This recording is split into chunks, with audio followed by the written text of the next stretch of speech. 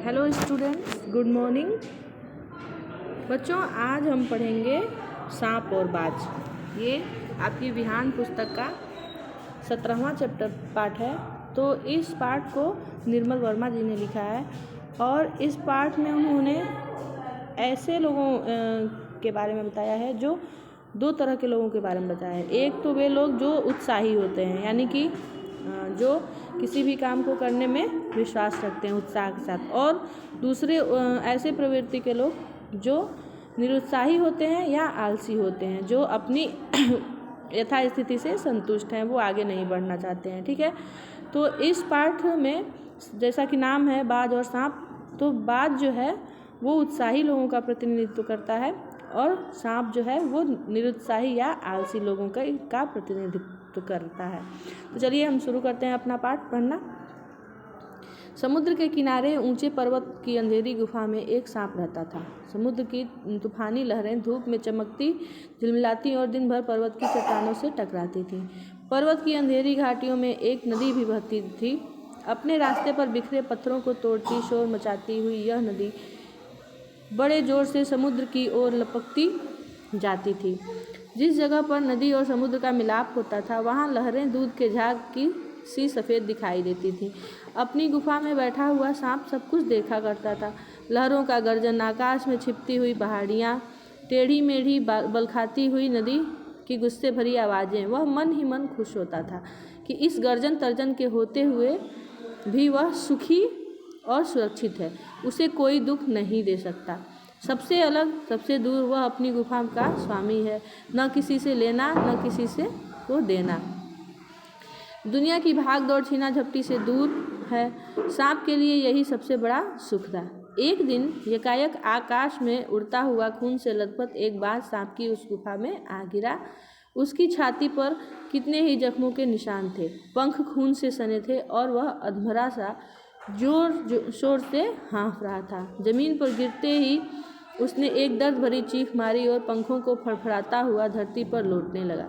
डर से सांप अपने कोने में सिकुड़ गया, किंतु दूसरे ही क्षण उसने भांप लिया कि बाज जीवन की अंतिम सांसें गिन रहा है और उससे डरना बेकार है। यह सोचकर उसकी हिम्मत बंधी और वह रेंगता हुआ उस घायल पक्षी के पास जा पहुंचा। उसकी तरफ कुछ देर तक देखता रहा, फिर मन ही मन खुश होता हुआ बोला, क्यों भाई, इतनी जल्दी मरने की तैयारी कर ली? बाज ने एक लंबी आह भरी। ऐसा ही दिखता है कि आखिरी घड़ी आ पहुंची है, लेकिन मुझे कोई शिकायत नहीं है। मेरी जिंदगी भी खूब रही भाई, जी भर कर उसे भोगा है। जब तक शरीर में ताकत रही, कोई सुख ऐसा नहीं बचा जिसे न भोगा हो।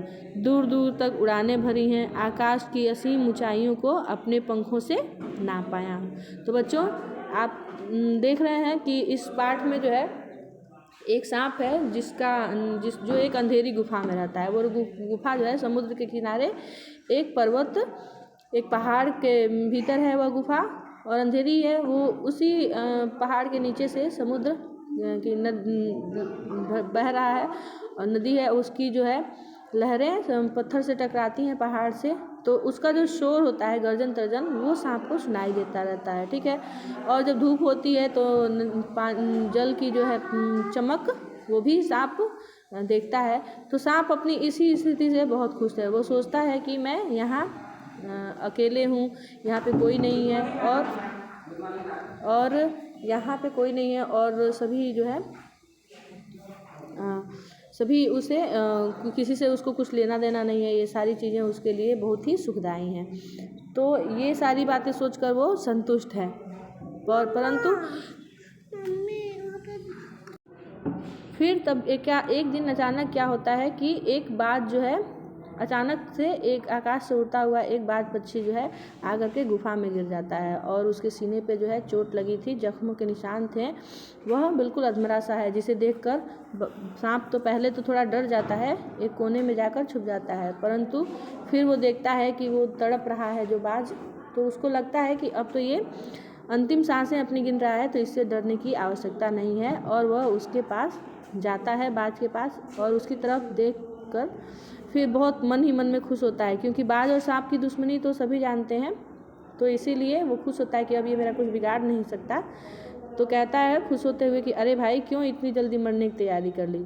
तो बाज उसको बताता है कि ऐसा ही लग रहा है भाई कि मरने की घड़ी आ पहुंची, यानी कि मरने का समय आ गया है, लेकिन मुझे कोई शिकायत नहीं है जीवन से, क्योंकि जब तक मैं जीवित था, जब तक मेरे अंदर ताकत थी, तब तक मैंने मेरी जो इच्छा हुई वो मैंने किया।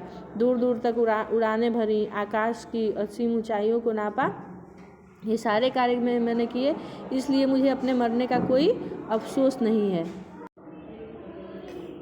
फिर वो कहता है कि तुम्हारा बड़ा दुर्भाग्य है कि तुम ज़िंदगी भर आकाश में उड़ने का आनंद कभी नहीं उठा पाओगे। वो सांप को कहता है कि तुम बड़े ही दुर्भाग्यशाली हो, क्योंकि आकाश में उड़ने का आनंद तुम नहीं उठा पाओगे। सांप फिर से बोलता है कि आकाश को लेकर क्या मैं चाटूँगा? आकाश में आखिर रखा क्या है?